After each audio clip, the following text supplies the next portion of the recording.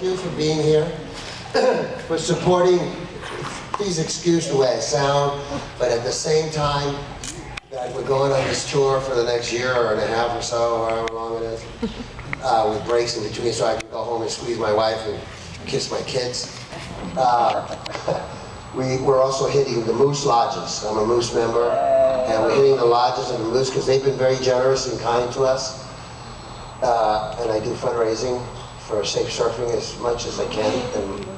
And being a member of the Blue Knights and being a Moose rider as well, they're very generous because we do it with safe surfing, where all this money's going to go is to make the DVDs, to go to schools all over the country and do a presentation, take the guys, 2 or 3 deputies down, do a presentation on what's going on the internet. As you can see, the movie, this is a true story, and give them the software of the program that we use called the Net Smart System, which is endorsed by the Department of Justice, LAPD, Sheriff's Association, Boys and Girls Club of America, to teach our children how to be safe and protect themselves so they don't lose their innocence before their time by some suave, slick, online sexual predator that groom our children.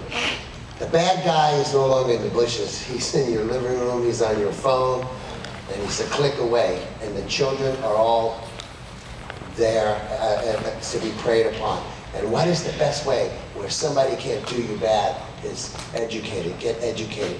So that's what we do, and the Moose have been helpful and giving us the donations to make the software because we teach the program to the teachers. The program is age appropriate, interactive for children from K to 12.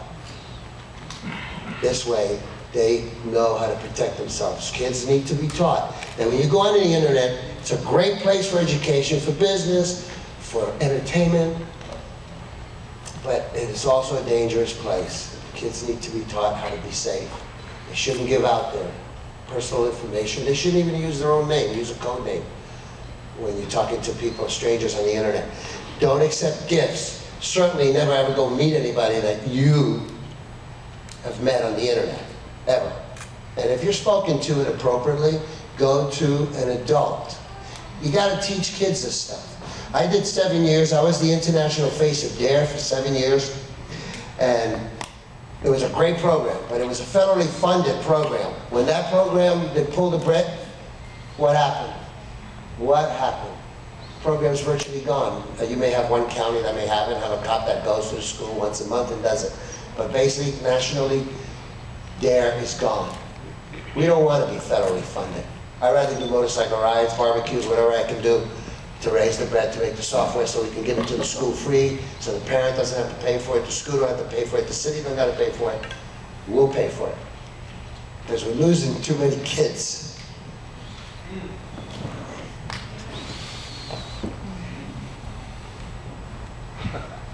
Sorry.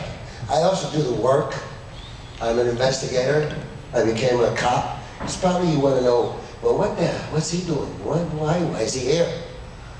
Well, I was born and raised in New York. I'm trying to make it quick. I don't want to keep you here all night. I want you to buy the DVDs and get it out there because this needs to be done. When cocaine was a powder, it was almost socially acceptable. You go to parties, you sit at the table like an hors d'oeuvre.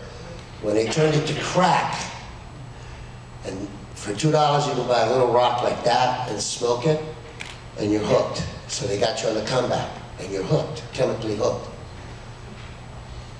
Then that's when the gangs, I grew up in Spanish Harlem, man. I was in the gang as a kid. But we fought with our fists, a stick, maybe a chain, and some of us who were smart made zip guns. But we're talking centuries. Nowadays it's not, it's as you know. So I've always wanted to be a cop. So I became one.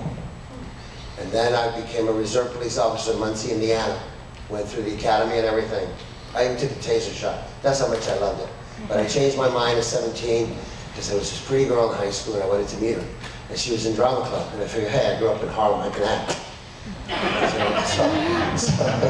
So I auditioned, I got in. Next thing I know, I got bit. Now I got to tell my mother, Mom, you got to stay in the projects a little longer because I want to try this acting thing. And she, ay, Papa, no mijo, please. You know, she went crazy. No, don't do it, son, please. I said, Ma, come on, let me give it a shot. I gotta try this, Ma, I gotta try it. I like it, I'm good, I think I'm good. I'm just arrogant, that's all. So I chased it, and I did a lot of stuff, and I finally got lucky. I got chips, I got to play a cop. So I got to play a cop, and then, you know, I told her, if nothing happens by the age of 30, I'll come back, and you can be my roommate. I'll go to the academy, and we'll live together. You know, but I gotta see if I can't get you out of the projects by that time. I'll come back, and we'll, because the cutoff age was 32 years old. It was the cutoff age for eligibility back then to go to the academy. And so I got lucky at 27. I got a steady job as playing a cop, and I loved it. It was great. So now I got the opportunity to go to Indiana and go to police academy and become a reserve. And I wanted to see if I still had that passion. I realized that I did. You know, and the reason I fell in love with cops was because my mother dated a police officer when I was 7. And from 7 to 17, I was going to be a cop. That was it. Because we kicked my father out. He was a heroin addict. My mother got rid of him so he wouldn't pollute us. Now, getting back to the cocaine. The cocaine as a powder was cool. When they turned it to crack, and you had kids from the high-end part of town, you had judges' sons and senators' nieces and nephews all getting hooked on crack and selling their bodies for that little rock. And then the gangs decided, you know what, let's get 9s so that we can control the sale of it. People are getting caught in their crosshairs. What does the government do? They declare war on it. The government hasn't declared war on the internet yet.